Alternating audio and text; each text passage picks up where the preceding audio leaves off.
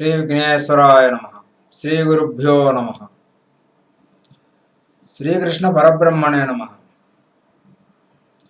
నారాయణం నమస్కృత్య నరం చైవ నరోత్తమం దేవీం సరస్వతీం వ్యాసం తతో జయముదీరయేతు.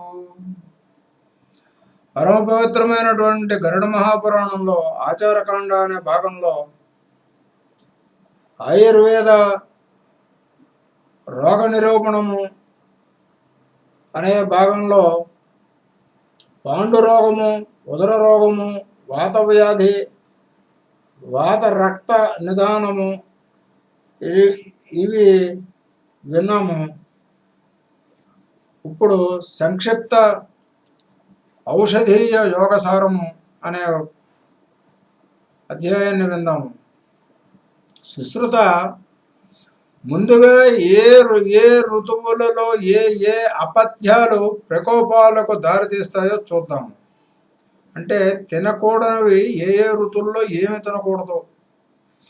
వర్ష ఋతువులో తీక్ష్ణ, చేదు, వగరు రుచులు, రోక్ష గుణాలు కల తిండిని తినడం వల్లను, అతిగా బెంగ, శృంగారము, వ్యాయామము, భయము, శోకము, రాత్రి జాగరణ, గట్టిగా కేకలేయడము, చేవ కంటే ఎక్కువగా చేతలు వంటివి కారణాలుగా భోజనము అరుగుతూ ఉన్నప్పుడు సందెలందు వాయువు కుపితమవుతుంది. గ్రీష్మ ఋతువులోను వర్ష ఋతువులో కొంతమేర, మధ్యాహ్న కాలంలో వేడిగా, పులుపు ఉప్పు ఎక్కువగా ఉండి సులభంగా అరగని భోజనము చేసేవారికి, మద్యపాన ప్రియులకు, కోపిష్ఠులకు ముఖ్యంగా అర్ధరాత్రి వేళల్లో పిత్త ప్రకోప దోషము తగులుతుంది. ఇక వసంత ఋతువులో మంచి రుచికరమైనది, చల్లగానున్నది ఒక భోజనాన్ని అతిగా ఆబగా తినేవారిపైన, వ్యాయామం చేయని వారిపైన, మాంసము తినేవారిపైన, సుఖభోగాలను ఎక్కువగా అనుభవించే వారిపైన, పగలు నిద్రించే వారిపైన భోజనాంతంలో ప్రకుపితమైన పిత్తము దాడి చేస్తుంది. ఇక త్రిదోషాలలో ఏది వస్తే ఎలాంటి లక్షణాలు బయటపడతాయో ఇదివరకే చెప్పబడింది కదా. మొత్తం మీద రోగ కారణాన్ని, లక్షణాన్ని, సంసర్గాన్ని జాగ్రత్తగా పరిశీలించి ఒక నిర్ణయానికి రావాలి. శరీరము దోషాలకు, ధాతువులకు, మలానికి ఆధారమని చెప్పబడింది. కొవ్వు, రక్తము, మాంసము, మేధ, ఎముకల మూలగా వీర్యము అంటే వీటిలన్నిటిని సప్తధాతువులు అంటారు. ఇవి చెడనంతసేపు పర్వాలేదు. ఏ రోగము, దోష ప్రకోపము వచ్చినప్పుడు శరీరము ఎక్కడ ముందుగా చెడుతుందో చూడాలి. వాతము గొదభాగాన్ని, నడుముని ముందు పట్టుకుంటుంది. పిత్తము పక్వాశంలో చేరి దానిని చెడగొడుతుంది. కఫం ఆమాశయ, కంఠ, మస్తక సంధి భాగం పైన తొలిదాడిని చేస్తుంది. ఏ రకమైన తిండి తింటే ఏ ప్రకోపం దాపురిస్తుందో చూసాం కదా. కాబట్టి దానిని వ్యతిరేక రుచులు గల పదార్థాలను తింటే రోగ తీవ్రత తగ్గుతుంది. మధుర భోజ్య పదార్థాలు నేత్రశక్తిని, రసాన్ని, ధాతువును అభివృద్ధి పరుస్తాయి. అవే స్వల్పంగా పుల్లగా ఉండే పదార్థాలతో కలిస్తే మనస్సుని, హృదయాన్ని సంతృప్తిపరిచి జఠరాగ్నిని ఉద్దేపించి అరుగులను మెరుగు చేస్తుంది. చేదు తీక్షణంగానున్న పదార్థాలు వేడిని పెంచి జ్వరము, దాహము నశింపజేసి శోధన శోషణను గావిస్తాయి. ఇక కషాయ పదార్థాలు వర్ధకాలు, స్తంభక, కంఠగ్రహాది దోష వినాశకాలు, శరీర శోషకాలు అవుతున్నాయి. ఈ గుణాలన్నీ ఒక పరిమాణము అంటే హద్దు దాకానే ఉంటాయి. శరీరంలోని రసాలన్నీ వీర్యాన్ని విశేషంగా పరిపక్వం చేయడానికి ఆధారభూతాలైన ద్రవ్యాలను, పదార్థాలను ఉత్తమాహారంగా పరిగణిస్తారు. రస పరిపాకము అంటే మధుర కటు భేదాలతో 2 రకాలు. చికిత్సకు ప్రధాన అంగాలు 4. అవి వైద్యుడు, రోగి, మందు, పరిచారకుడు. ఈ 4 జాగ్రత్తగా ఉంటే రోగము వేగంగా కుదురుతుంది. దేశము, కాలము, రోగి వయస్సు, శరీరంలోని అగ్ని యొక్క బలాబలాలు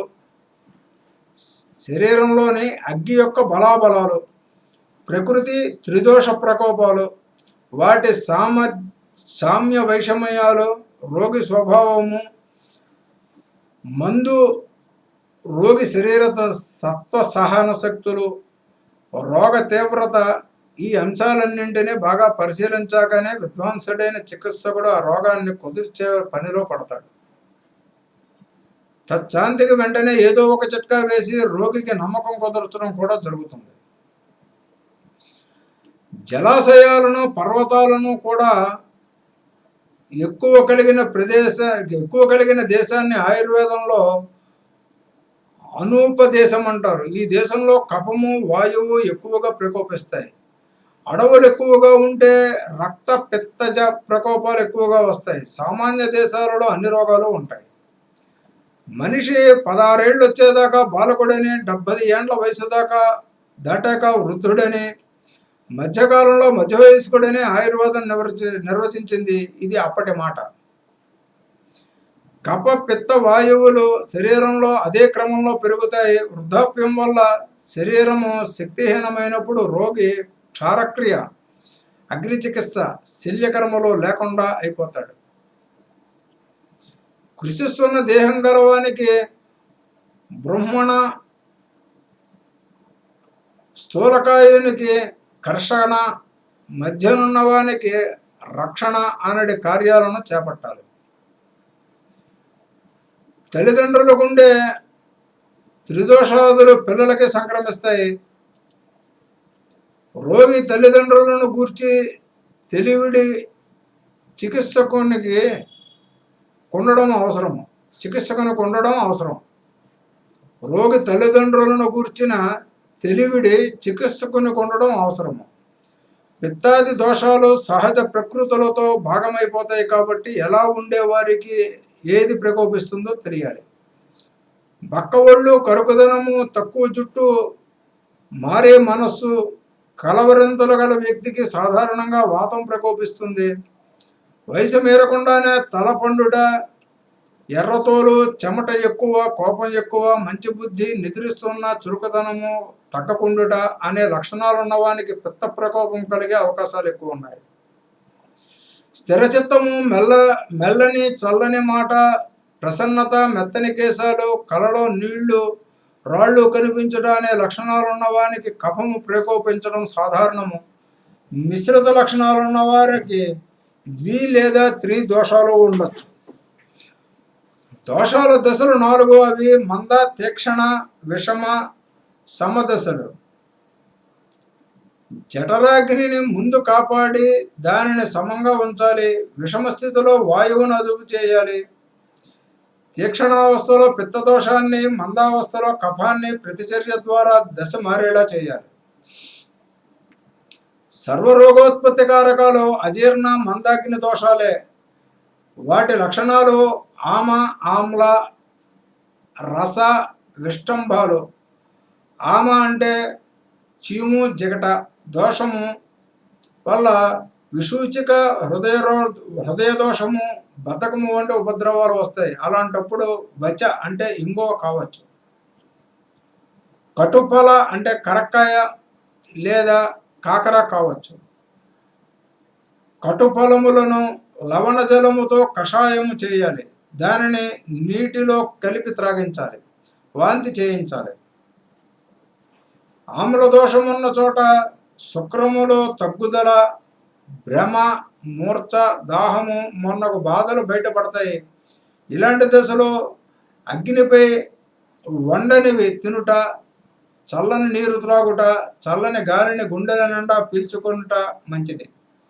రసదోషం ఉన్నప్పుడు శరీరము పొగలుట, తలనొప్పి, అన్నము కానీ మరేది కానీ తినాలనిపించకపోవడం జరుగుతాయి. ఈ దశలో రోగి చేత పగటి నిద్రని, ఉపవాసాలని మానిపించాలి.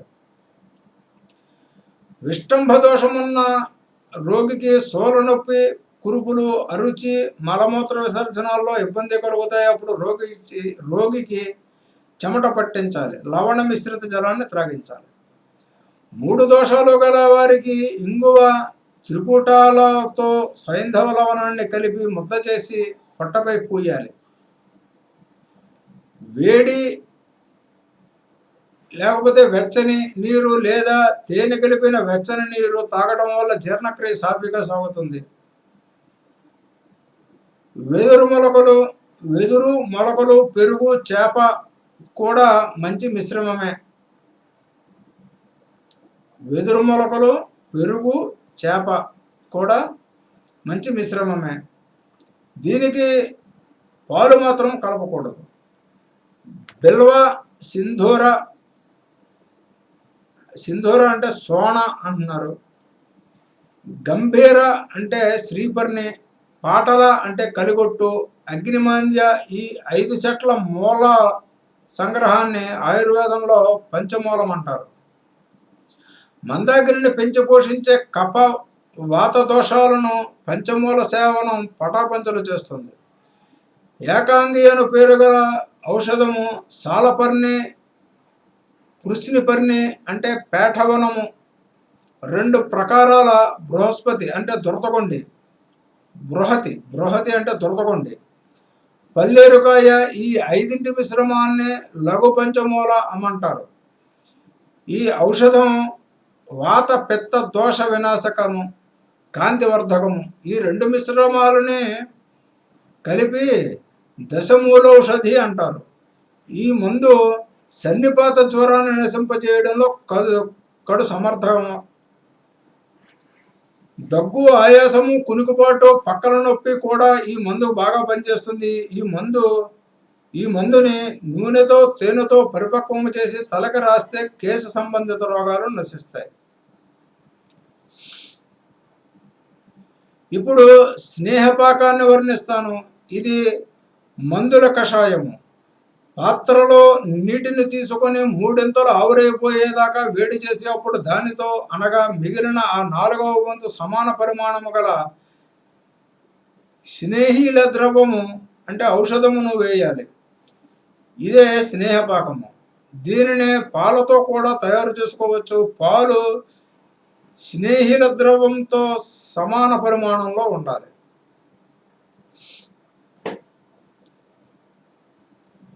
మనిషి ఆరోగ్యంగా ఉండి కలకాలము జీవించాలంటే ఇంద్రియ నిగ్రహాన్ని పాటించాలి, అన్నీ తినాలి, బాగా తినాలి. కానీ ఒక వయసు వచ్చేదాకా తిండి మంచిది, మంచి తిండి మరీ మంచిది. రుచులను సమపాళ్లలో సేవించినంత కాలము రోగము రాదు. పదార్థాల గుణదోషాలు, ఔషధ సేవనంలో అనుపాన మహత్వము అనే అంశం విందాం. ఓయి సుశ్రుత, పదార్థాలలో ఏవి మంచివో అనే జ్ఞానము చికిత్సకునికి మిక్కిలి అవసరము. ఎర్రటి శాలి బియ్యము వాత, కఫ, పిత్త దోషాలు 3 నశింపచేయగలదు. దాహాన్ని, కడుపులోని కొవ్వుని కూడా తొలగించగలదు. మహాశాలి జీర్ణానికి గొప్ప దోహదకరము. కమల అనగా ఎక్కువ నీటితో కలిపిన కమల బియ్యం కఫ, విత్తాలను అదుపు చేస్తుంది. గౌరషష్ఠిక 3 దోషాలను, బరువును తగ్గిస్తుంది. శ్యామాకమనే ఔషధి మంచి వాయువును ఉత్పత్తి చేసి కఫ, పిత్త దోషాలను చెదరగొడుతుంది. ప్రియంగు, నీవార, కొరదూస ధాన్యాలు కూడా అంతే. యవ అంటే బార్లీ తరచుగా వాడితే వాయువు ఉత్పత్తిని చేసి కఫపిత్తాలను బాగు చేస్తుంది. గోధుమ జీర్ణకారి. ముద్గర అంటే పెసరపప్పు ధాన్యము కఫ, పిత్త రకాలలో అనవసర భారాన్ని తగ్గిస్తుంది. మాస బలాన్నిస్తూ జీర్ణ వ్యవస్థను మెరుగుపరుస్తూ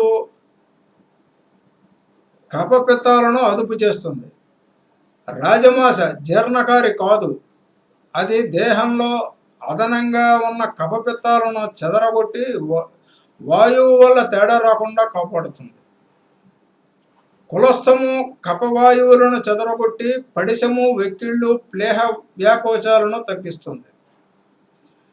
రక్తపిత్తము వల్ల వచ్చే జ్వరాన్ని మకుష్టకం అనే మందు తగ్గిస్తుంది. చెనకపప్పు వాయువును ఉత్పత్తి చేసి కఫపిత్తాలను చెదరగొడుతుంది. కానీ దీనివల్ల నష్టాలు కూడా ఉంటాయి. పెసలు కలాయము కఫపిత్తాలను అదుపు చేస్తుంది, వాయువును పుట్టిస్తాయి. ఆడకి ఇదే పనిని చేస్తూ వీర్యవృద్ధిని కల్పిస్తుంది. అతనే పిత్తాన్ని ఉత్పత్తి చేస్తుంది. సిద్ధార్థ ధాన్యాన్ని కఫాన్ని, వాతాన్ని చెదరగొట్టుతుంది. నువ్వులు బలాన్ని ఇస్తాయి, కానీ వేడిని పుట్టించి పిత్తాన్ని పెంచుతాయి. తక్కువగా వాడాలి. చిత్రక, ఇంగుది, నాళిక, పిప్పలి, తేనె, శీఘ్రచవ్య, చరణ, నిర్గుంది, తర్కారి, కాశమర్దక, బిల్వాలు కప్ప పిత్త దోషాలను నశింపజేస్తాయి, క్రిములను సంహరిస్తాయి, శరీరాన్ని తేలిక చేసి ఆకలిని పెంచుతాయి. వర్షభు మార్కరలు వాత కఫ దోషాలను నశింపజేసి తర్జనీత రోగాలన్నింటినీ తగ్గిస్తాయి. ఎరండ చేదుగా ఉంటుంది, కానీ కాకమాచితో కలిపి త్రిదోషాలను, చెంగేరి కఫ వాతాలను, వర్షభు మార్కరలు వాత కఫాలను అదుపులో పెడతాయి. ఆవాలు అన్ని దోషాలను సృష్టిస్తాయి, కాబట్టి వాటిని విషయంలో జాగ్రత్తలుగా ఉండాలి. కౌసుంభ, రాజిక, నాడిచలలో చివరి రెండు మంచివి. కౌసుంభ ఆవాల వంటిదే. కలువాకు అన్ని దోషాలు పోగొడుతుంది. త్రిపుట అతివాయుజనకము.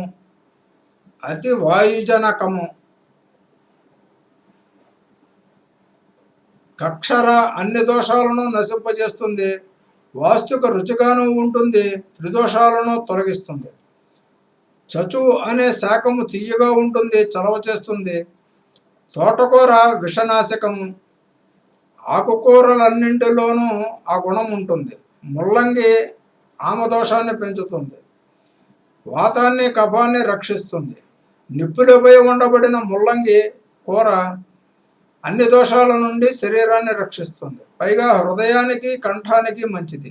దోస, వంగ, పరవల అంటే దొండ వంటి ఒక పాదు. కాకర కూరలు సవ్యంగా వాడితే కుష్టు, మేహము, జ్వరము, శ్వాస, దగ్గు, పిత్తదోషము, కఫదోషము నశిస్తాయి. గుమ్మడి సర్వదోష వినాశకము, వస్తిశోధకము.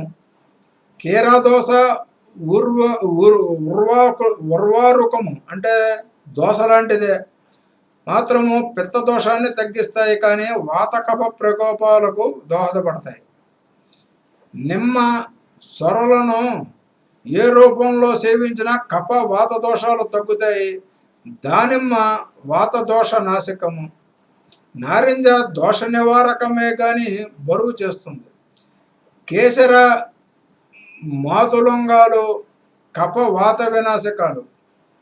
జఠరాగ్ని ప్రదీపకాలు. చిక్కుడు వాత పిత్తాలపై పనిచేస్తుంది. పైగా శరీరాన్ని నున్నతనాన్ని, శరీరాంతర్గత అధికోష్ణాన్ని హరించి ఆరోగ్యమైన వాయువును పెంచుతుంది. ఉసిరిక మంచి రుచిని, మాధుర్యాన్ని, బలవర్ధక ఆమ్లరసాన్ని కలిగి ఉండి శరీరకాంతిని పెంచుతుంది.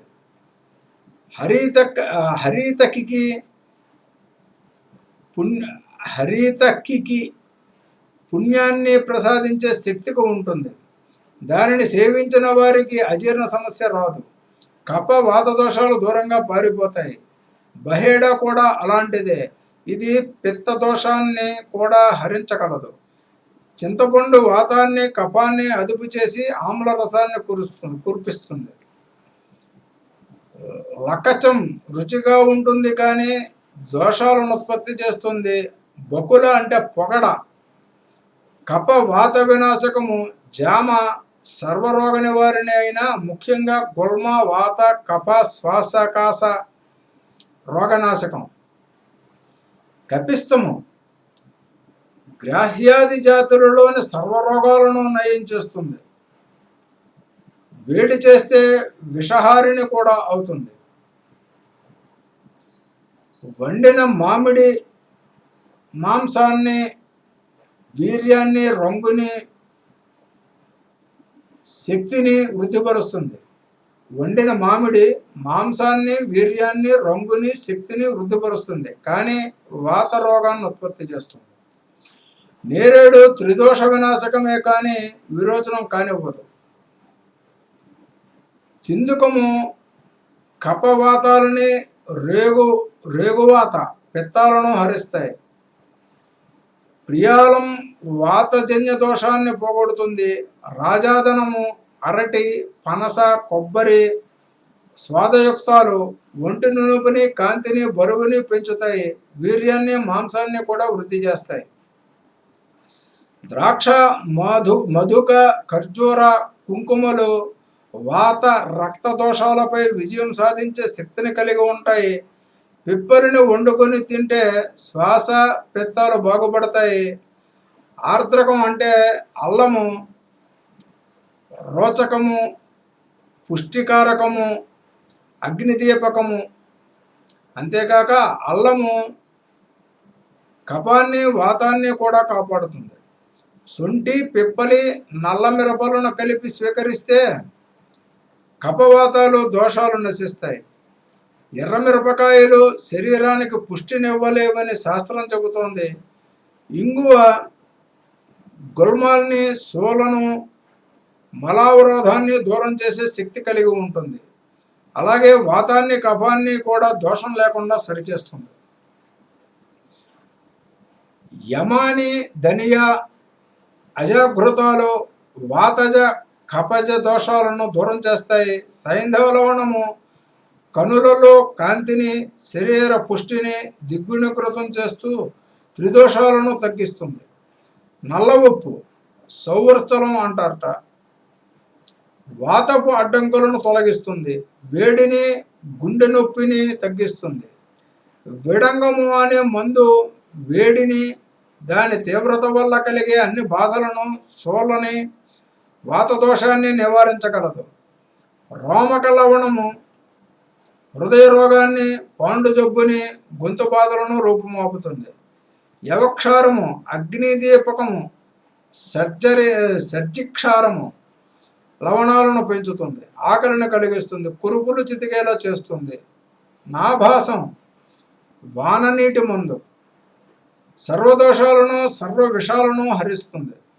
శరీరాన్ని, గుండెని తేలికపరుస్తుంది. నదీయము అనగా జీవనది నీరు, నాదేయం అని కూడా అంటారు. మంచి వాయువును ఉత్పత్తి చేస్తుంది. వాపి అంటే గుండము నీరు, అంటే నీరు. వాపి నీరు అంటే గుండము అనగా మన వాడుక భాషలో నూతి నీరు, బోరుబావిని. నీరు వాయువును, కఫాన్ని అదుపులో ఉంచుతుంది. తటాకోదకము అంటే చెరువు నీరు వాయువును ఉత్పత్తి చేస్తుంది. నైర్ఘర్యం అంటే సెలయేటి నీరు శరీరాన్ని తేలికపరిచి మెదడుకు పదును పెట్టి మెరుపును ముఖంలోకి తెస్తూ పిత్తాన్ని అదుపు చేస్తుంది.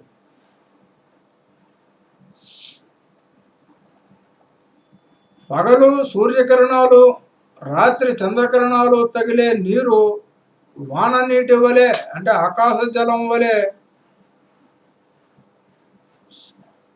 ఆరోగ్యకరము. వేడి చేయబడిన నీరు జ్వరాన్ని, గొంతు బాధలని, ఒళ్ళు బరువులను, వాత కఫ దోషాలను పోగొడుతుంది. ఆవు పాలు వాయువు పిత్తాలను చెదరగొట్టి జీర్ణక్రియను మెరుగుపరుస్తాయి. శక్తిని, బరువును పెంచుతాయి. గేదె పాలు మరింత శక్తివంతములే కానీ జఠరాగ్నికి స్వల్పంగా అడ్డంకులను ఏర్పరుస్తాయి. మేకపాలు రక్త విరోచనాలను, ఆయాసాన్ని, పడిశాన్ని, అధిక కఫాన్ని అరికడతాయి. రక్తపిత్తానికి, కంటి చూపుకి చనుబాలు మంచివి. పెరుగు జీర్ణానికి మంచిది. త్రిదోషాలను మందగింపజేస్తుంది. బాగా చిలకబడిన పుల్ల మజ్జిగ త్రిదోషాలను తొలగించి అన్ని నాళాలను శుద్ధి చేస్తుంది. అప్పుడే తీసిన వెన్న, మజ్జిగ త్రిదోషాలను తొలగిస్తాయి. వాంతులను, విరోచనాలను అరికడతాయి. అయితే పులిసిపోయిన పాల పదార్థాలు ఒంటికి మంచివి కాదు. పుల్ల మజ్జిగ అల్ప పరిమాణంలో అనుపానంగా ఎక్కడో పనికి రావడం ఉంది. వెన్న, మజ్జిగ మొలలను, వేడి కురుపులను, పచ్చకామెర్లను పోగొడతాయి. నెయ్యి కూడా ఒక హద్దు లోపల ఒంటికి మంచిదే. అన్నము అరగడానికి, త్రిదోషాలు సోకకుండా ఉండడానికి దోహదం చేస్తుంది. ఆవు నెయ్యి అయితే మేధకు మెరుగులు దిద్ది కన్నులలో కొత్త వెలుగులను కూడా తెచ్చిపెట్టగలదు. త్రిదోషాలకు తగిన మందులు ఎన్ని వేసినా ఆవు నెయ్యిని ఏదో ఒక మోతాదులో తగిలిస్తే గాని పోవు. ఔషధయుక్తమైన భావన అంటే శుద్ధి చేయబడిన నెయ్యి జ్ఞాపక శక్తిని కాపాడుతుంది. మెదడుకు సంబంధించిన అతి పలవరింతల వంటి అన్ని వ్యాధులను కుదురుపరుస్తుంది. మేకపాల నుండి తీసిన నేతినికి కూడా ఈ ఔషధీయ గుణాలు ఉంటాయి. మేక మూత్రము కఫ వాయు దోషాలను పోగొట్టు శక్తిని, క్రిములను కాల్చివేసే శక్తిని కలిగి ఉంటుంది. కొన్ని విషాలకు విరుగుడుగా కూడా పనిచేస్తుంది. వైద్యశాస్త్రోక్తంగా తీయబడిన నువ్వుల నూనె గొప్ప ఆరోగ్యకారి. పచ్చకామెర్లు, జారుడు జబ్బు, గజ్జిలోనగు చర్మ వ్యాధులు, పేగు కురుపు, మూలవ్యాధి, ప్లేహ వ్యాకోచము, చక్కెర వ్యాధి అను బాధలన్నీ దీనివల్ల సమసిపోతాయి. ఆవ నూనెను కామెర్లకు, కొవ్వు వల్ల వాత కఫ ప్రకోపాల వల్ల వచ్చే రుగ్మతలకు వాడితే అవి తగ్గుతాయి. అలసి అంటే అవిసె విత్తనాల నుండి ఒక పద్ధతిలో తీయబడిన నూనె త్రిదోష ప్రకోపాలకు మంచిదే, కానీ కళ్ళు పాడవుతాయి. కఫపిత్త దోషాలకు అక్ష నూనెను వాడవచ్చు. అది కేశాలను బలపరుస్తుంది, చర్మాన్ని, రక్తనాళాలను మృదువుగా ఉంచుతుంది. ఆయుర్వేదంలో తేనెకున్న స్థానం విశిష్టము. త్రిదోషాలను శాంతింపజేసే ప్రాణవాయువును పెంచే శక్తి దీనికున్నది. వెక్కిళ్ళు, పడిశము, క్రిములు, వాంతులు, మూత్రదోషాలు, విషము మొన్నొక రోగాలను ఇది తగ్గించగలదు. అనుపానం కూడా ఆయుర్వేదంలో తేనెకు అగ్రస్థానం ఇవ్వబడింది. చెరకు రక్తపిత్తానికి మంచిది మందు. బెల్లము వల్ల జీర్ణ వ్యవస్థ బలపడుతుంది. అది కఫాన్ని ఉత్పత్తి చేస్తుంది. వాయు పిత్త రోగాలను తగ్గిస్తుంది. ముతక పంచదార రక్తపిత్తాన్ని నేతితో కలిపి ముందుగా వాడితే చెదరగొడుతుంది. జీర్ణానికి కూడా దోహదం చేస్తుంది. పాత బెల్లము అన్ని విధాలా మంచిదే చేస్తుంది. బెల్లపు సారాయి పిత్తదోషాలను పెంచుతుంది, కానీ వాత కఫ దోషాలను తగ్గిస్తుంది. సౌవీరజ పానీయాలు చురుకుదనాన్ని కలిగించిన రక్తపిత్తాన్ని కలిగిస్తాయి. మండాయ అను పేరుగల వేచిన బియ్యంతో చేయబడిన అంబలి ఆకలిని, అరుగుదలను, బలాన్ని కూడా సంపూర్ణంగా పెంచుతుంది. ప్రేయం అంటే కొన్ని ధాన్యాలు, మందులు కలిపి నీరు బాగా పోసి చేసిన జావ పాడైన వాతాన్ని బాగు చేస్తుంది. శరీరాన్ని తేలికపరిచి మూత్ర వ్యవస్థను పదిలిపరుస్తుంది. దానిని మజ్జిగ, దాడిమవ్యోస, బెల్లము, తేనె, రావిలతో తగు పాళ్లతో కలిపి లేహ్యంగా చేసి తీసుకుంటే దగ్గు, గొంతువాపు, మొన్నకు కంఠ వ్యాధులు అతిసార తగ్గిపోతాయి.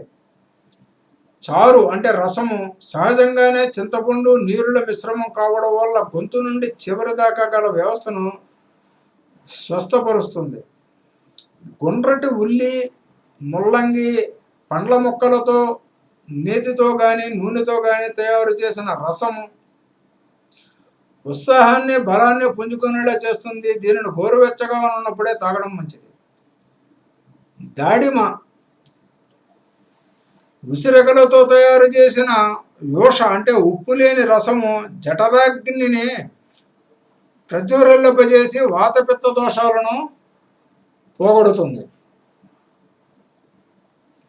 ముల్లంగి యోష అంటే ఉప్పు లేని రసము దగ్గుని, శ్వాసకోశంలోని ఇబ్బందులని, జలుబుని, కఫాన్ని అదుపులోనికి తెస్తుంది. యవ కొలస్థములతో వండిన యోష వాయువును పెంచి గొంతును బాగు చేస్తుంది. ముద్గతో, ఉసిరికతో ఉడికించిన యోష కఫ పిత్త దోషాలను నశింపజేస్తుంది. వేడి మందకాలు అంటే అంబళ్ళు చలవ చేస్తాయి. పెరుగు బెల్లము కలిపి తింటే వాతవృద్ధి. సుష్కిలి అంటే జిలేబీని నేతిలో వేయించుకు తింటే జఠరాగ్ని బాగా జ్వలించడము. సత్తుపిండిని దేనితో కలిపి వండుకున్నా తిన్నా మంచి వాయువుల పెరుగుదల లభిస్తాయి. ఏది తిన్నా నీరు తాగడం మానకూడదు. అది దాహాన్ని తీర్చడమే కాక జీర్ణకోశం అలసిపోకుండా కాపాడగలదు. ఇక తరువాయి భాగంలో జ్వరము, అతిసార నివారణ గురించి తెలుసుకుందాము. స్వస్తి. శ్రీకృష్ణార్పణమస్తు.